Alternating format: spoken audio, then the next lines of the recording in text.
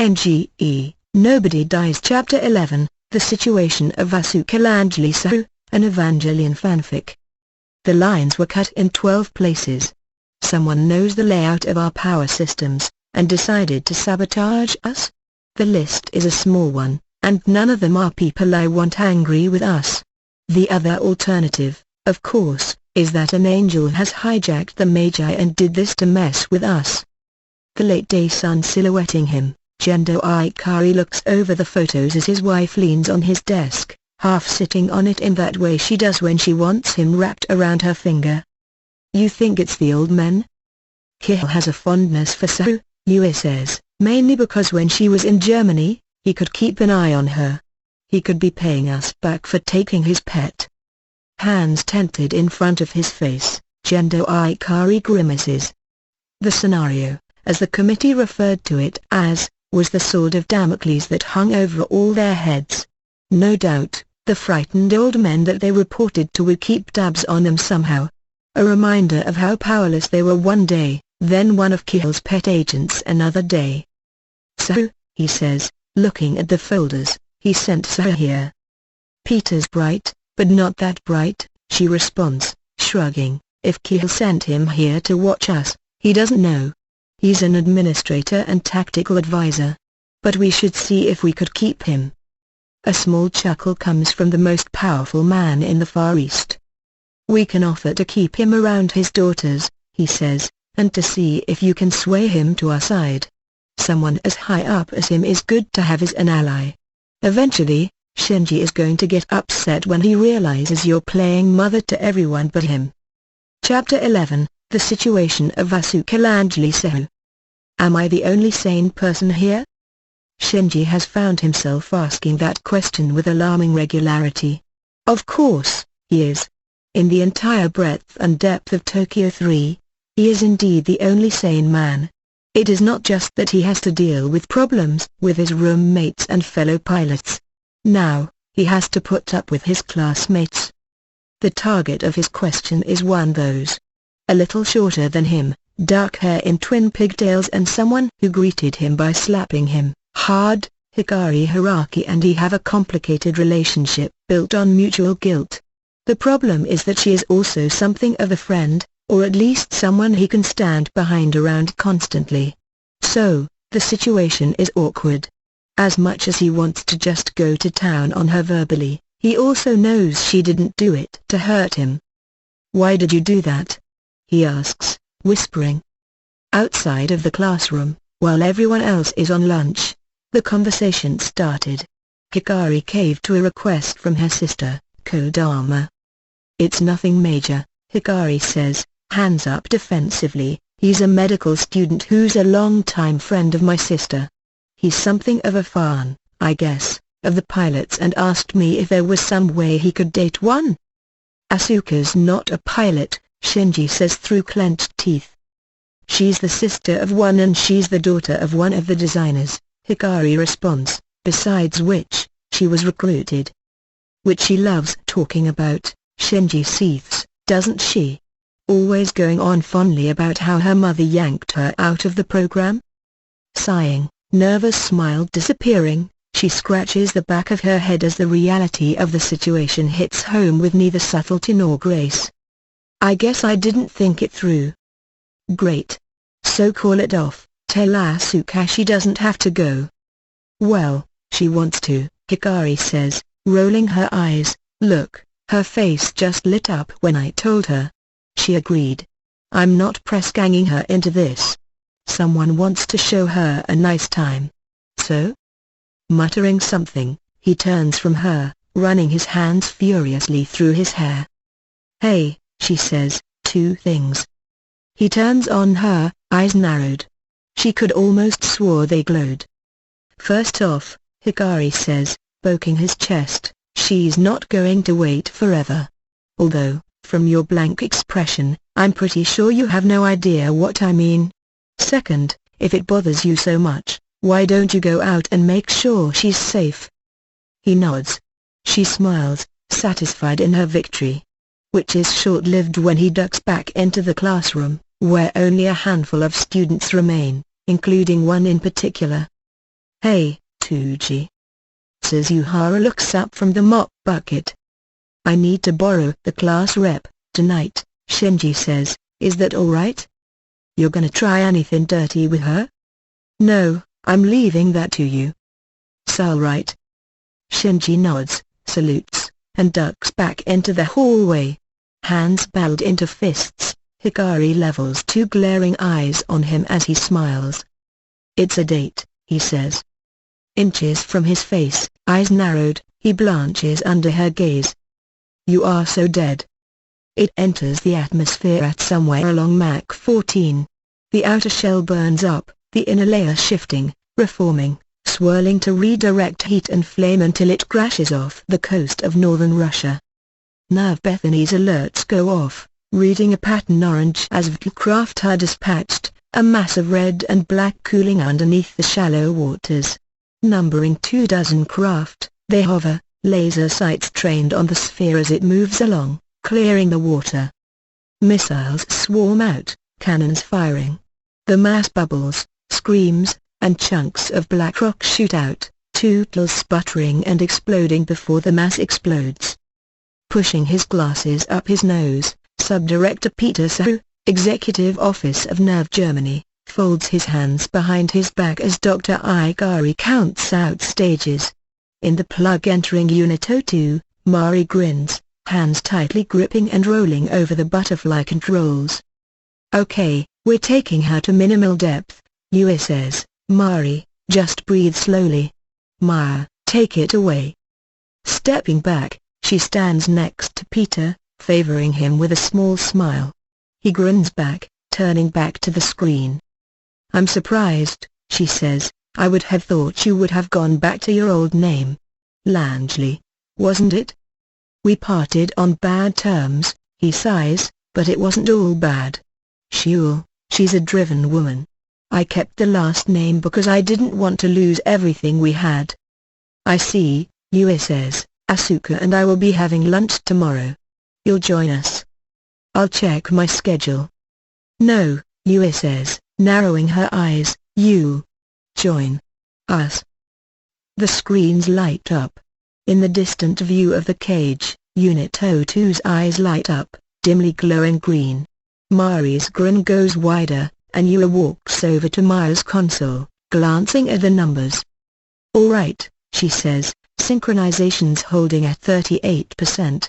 Not the same level that Uri has, but good enough that we can start training her as Unit 02's backup pilot.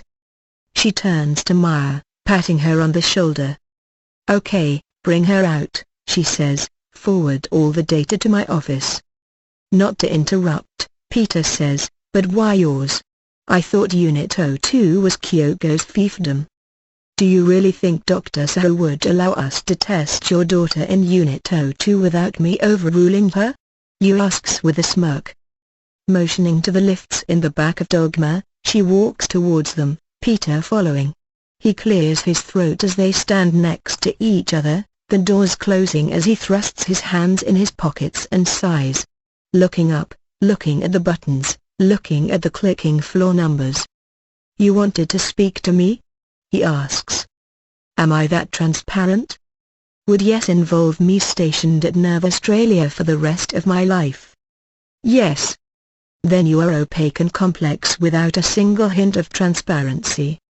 Good boy, Yui says, pulling out her PDA. I'm concerned.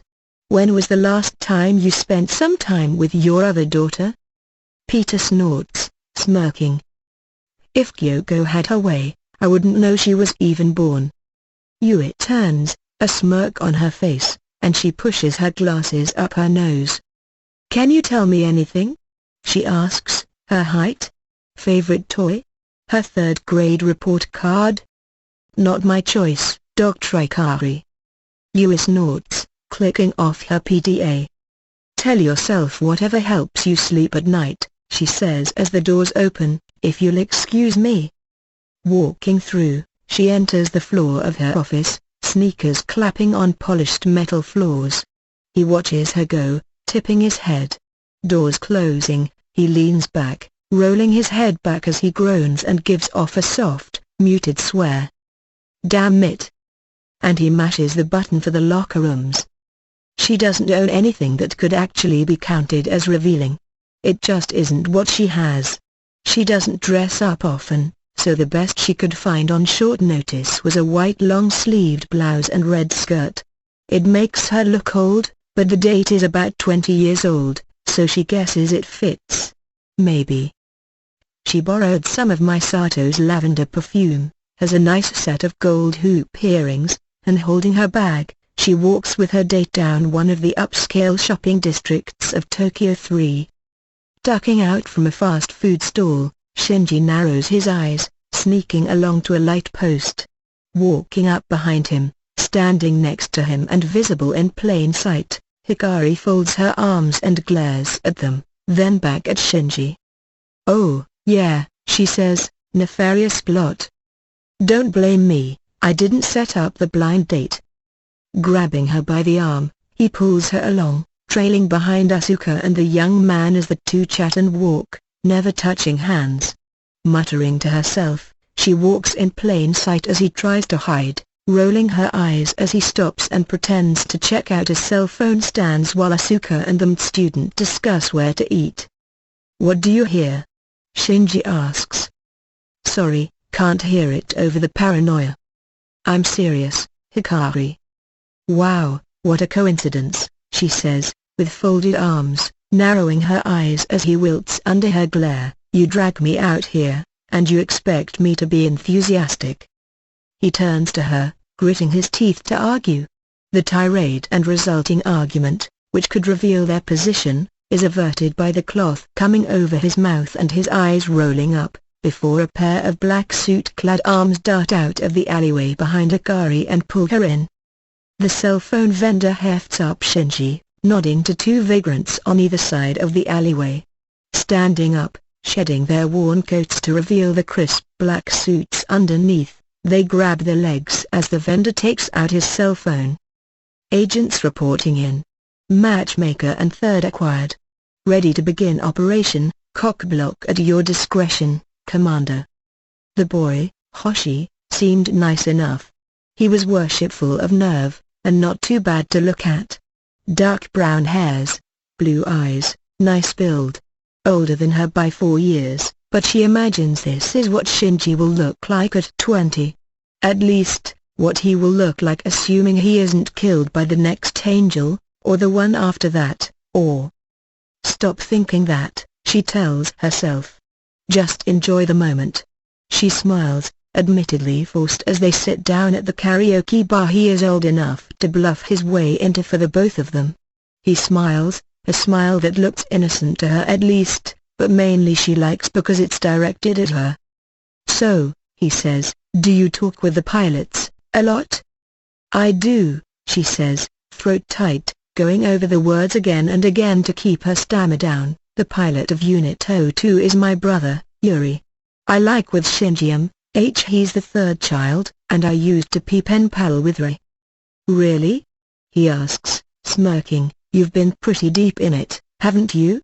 Your mum made Unit 02, didn't she?" "Why yes," she says, eyes darting away, looking to the side, to the karaoke machine. I didn't really help." "Did she ever tell you how she programmed it? Must have been a programming miracle." No." Sucking her lip, clenching her hands into fists, she looks away as the waiter finally comes with their drinks. A soda for her, a drink for him. The bar is nice, she tells herself.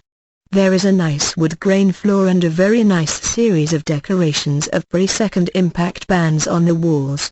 Maybe it is nerves, and that's why she's seeing things.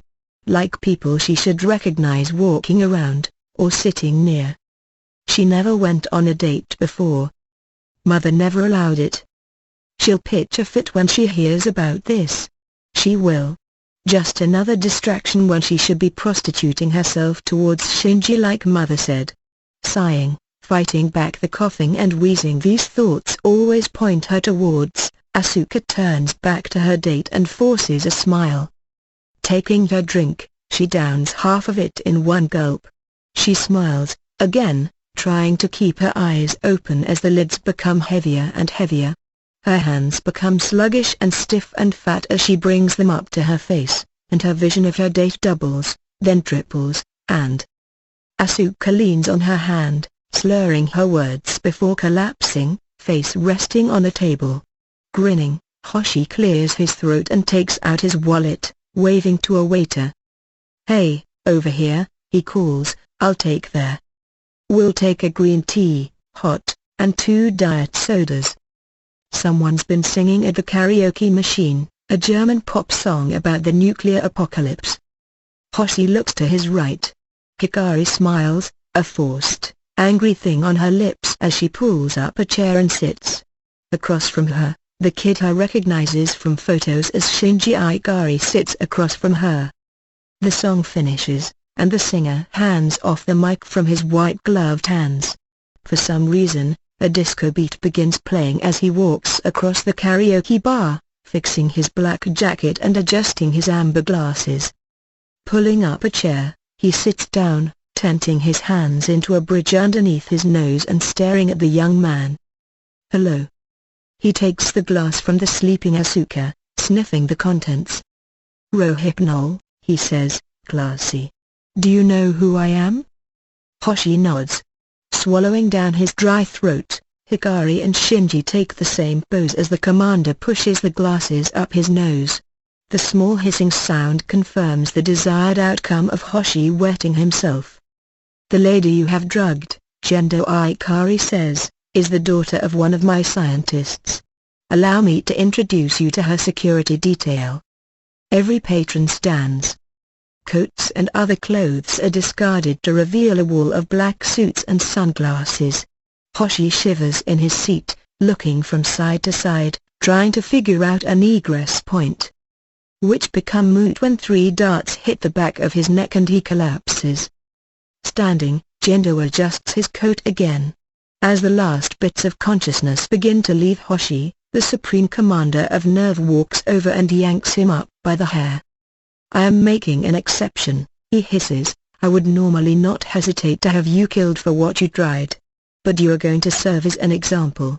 Have a nice trip." He lets go as the boy's eyes roll up and close, turning to Shinji. "Take her back to the apartment," he says, "we will handle things from here." Shinji nods, taking one arm, draping it over his shoulder as Hikari takes the other. They exit, quickly, Asuka's feet trailing on the floor. Watching them go, turning on a Bluetooth and nodding as he has the regular updates from Section 2 personnel regarding their safety, he points to Hoshi. 2 Section 2 agents grab him, dragging him out. His deed done, Gendo Ikari turns. He walks, solemnly, to the other end of the bar. Pausing, considering his options, he reaches into his pocket and withdraws several coins. A selection clicks, and a loyal Section 2 agent hands him the mic.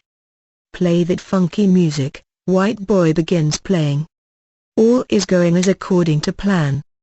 There is only darkness around him. The darkness is moving, along with the crate as it gets loaded into the shipping container, but he doesn't know that. He doesn't a lot of things, right now. He wakes up in a darkened room, sitting on a comfortable chair. Eyes opening, he peers around, unable to penetrate the haze as the drugs wear off. His body feels stiff, painful and sluggish, like he's just wearing off a sedative. Rubbing his brow, rubbing his nose, rubbing his face with both hands, he looks up and sees only the dim light bulb. Side to side he peers, nothing. In front of him, nothing. "You, where am I?" Hoshi asks. His answer comes from 2 red eyes in the darkness behind him.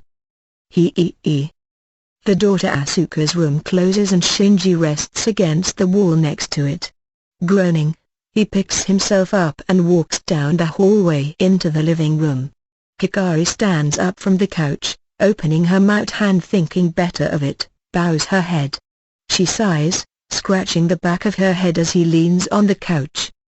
"I am going to take my sister apart," she seethes. "It's not her fault," he says, "she had no idea he's to that with her." Hikari nods. Walking forward, she wraps her arms around Shinji, patting her hands against his back as he sighs, resting his chin on her shoulder. "Thanks for coming," he says. "Didn't have a choice," she responds with a chuckle. "You take good care of her, Ikari. All right?" He grunts a response. Leaning back, holding at arm's length, a smile comes across her face. The lights are out in the living room, the only sounds traffic and pedestrians in the late night. No distance is between them, and for a moment they both consider the possibility. "Don't keep her in suspense," she says, leaning in and pressing her lips to his cheek. "I'm heading home." Breaking away, she walks through the door. Slumping his shoulders, finding himself able to breathe again, he slumps onto the couch. He is there in the morning when Misato arrives. With a splash of vaporizing water, the red and black sphere hit off the coast of China. NGE 5, based in Beijing, mobilized a tank regiment in response, fighter jets back at the central base prepping for launch. Reports from NGE Bethany told them what to expect. Turrets aimed, shells were loosed, exploding on the puddle. Blocks of solid matter shot out in response, savaging the attacking force as a red eye opens at the center, just in time for the fuel air bombs from the fighter wing to impact. "Send it up," Misato says, staring at the images of Bethany and NGE 5. The central screen flashes and becomes a view of the eastern hemisphere as seen from space. Except, obstructive the view is a large black sphere. "Far away," she says. Surrounding the sphere, a half-dozen weapons satellites come to life. Spinning explosive rods fire out, silent in their travel in the upper reaches of the atmosphere. In Dogma, Misato, Ritsuko, and Saho watch as the rods shoot out by the dozens, by the hundreds, each one containing enough high explosive to take out a fortified military bunker. 3, Misato counts, twoon. Boom. The rods glow, a flash filling the screen. 3,600 sub-nuclear munitions detonate, filling the sky with shrapnel and flame. Watching, waiting, the three highest-ranking officers present wait as the light clears. A small, resigned breath escapes Misato's mouth as the screen prominently displays the orange glow around the object and the shredded, ripped-apart remains of the obscenely expensive satellite missile launch platforms. "Well, that was a wonderful waste of our time," Kyoko mutters. "I'm shocked and appalled that I agree with Dr. Saho," Misato groans, hands on her hips as she glares at the screen. "Maya. Send up the alert."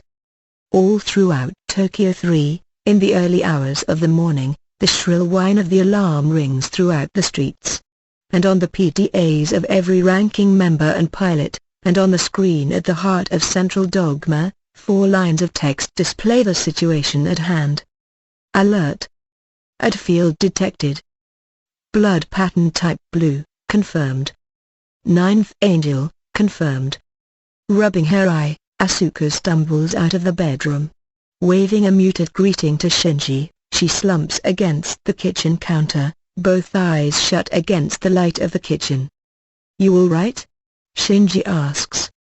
She mumbles something, stumbling out and walking to the couch, half falling on it. What happened?" she moans. "They tried something," he responds, already next to her, hands on her shoulders. "He put something in your drink. It's probably upsetting your stomach and..." Her face turns green. Puffing her cheeks, she runs to the bathroom, Shinji on her heels just in time to see her bend over the toilet and vomiting. Softly, silently, gently, he gets down to his knees, gathering her hair and pulling it from her face and the bowl. Her hands grip the porcelain with renewed fever, her shoulders shaking as the contents of the last 2 days empty. He sees it, then, narrowing his eyes as her shoulders hitch, he sees the back of her neck. There are a series of red marks, a set of 6 half circles and 3 full circles. Haphazard and random, faded against the pink skin, he reaches out with his other hand to touch them and confirm what they are.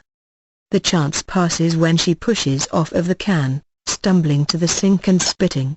Swinging open the medicine cabinet and pulling out the mouthwash, She takes a deep pull and begins gargling, spitting with enough force to cause some of the bubbling blue liquid to splash over the side.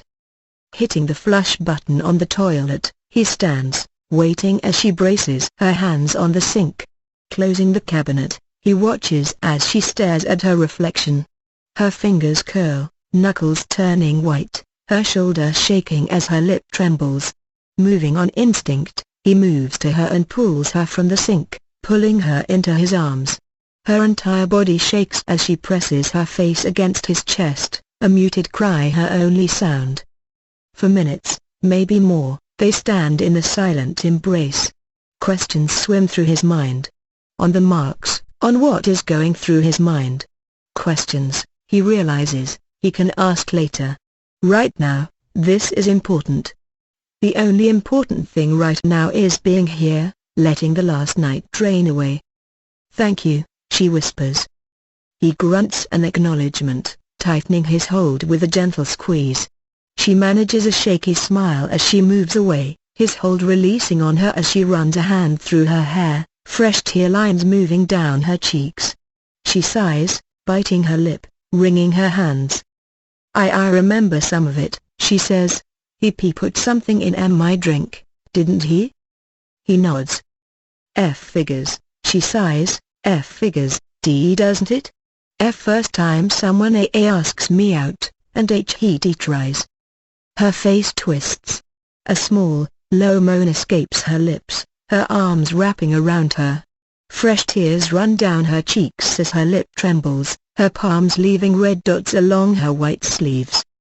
I'm sorry, she stammers, I'm sorry you have to deal with me. Don't be, he says, his hands laying on her arms, turning her to face him. Don't be. He's a piece of don't be. He surprises himself with the vitriol in his voice. Clenching his teeth, closing his eyes, for a moment silence passes between them. Gently, her hand touches his, a sad smile crossing her face. Thank you, she says, for putting up with me. I don't put up with you, he says with a small laugh. If he hurt you, I would have killed him. Why? She asks. His eyes go wide, mouth hanging open at the question. Composing himself, the small grin returning to his features, he finds her face almost blank. Except for one small emotion which he can't place. What? Why would you do that, she says, her voice small and soft, almost afraid of being heard. Why for me? I'm not worth sacrificing over.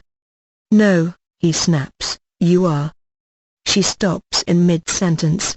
Her eyes probe, her gaze upon him one of borderline desperation and need.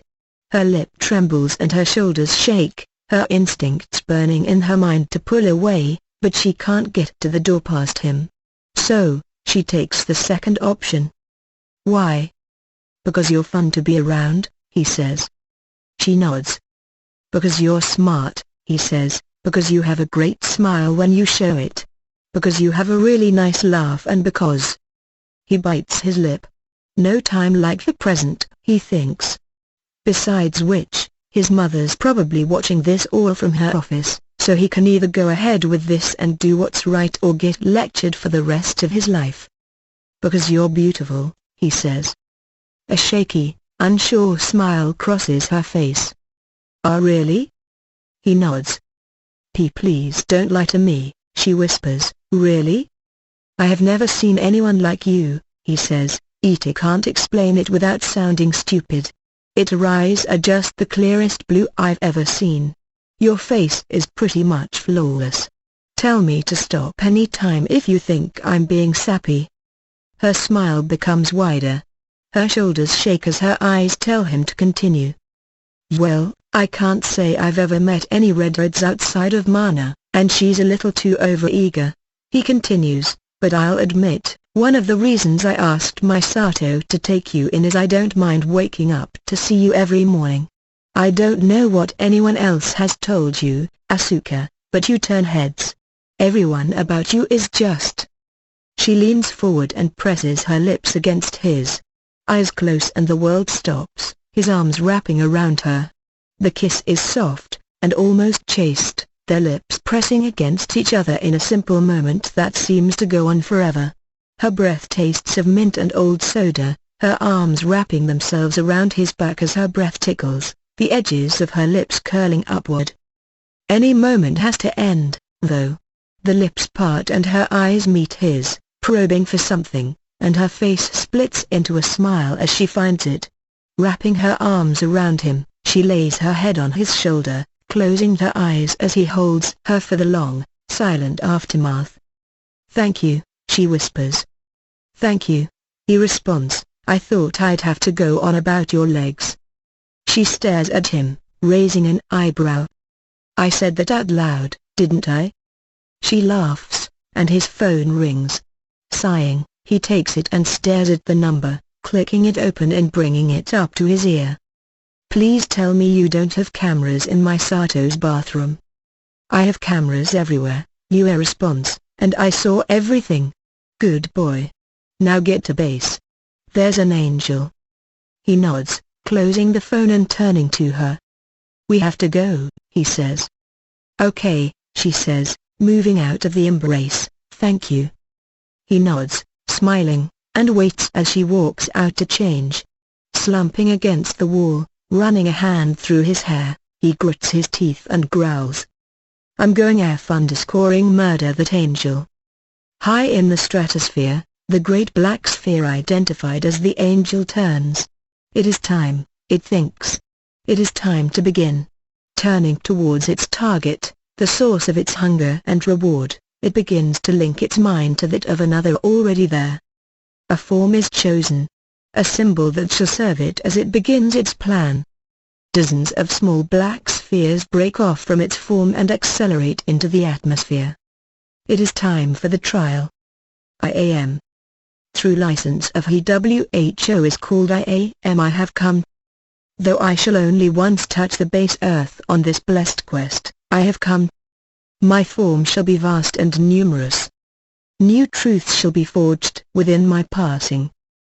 And the numerous forms through which I shall scour the lilim of the earth shall be writ down in the way of prayer and legend. I am the ingenuity of God. Angel of the skies. I am Sehuquiel. I am coming.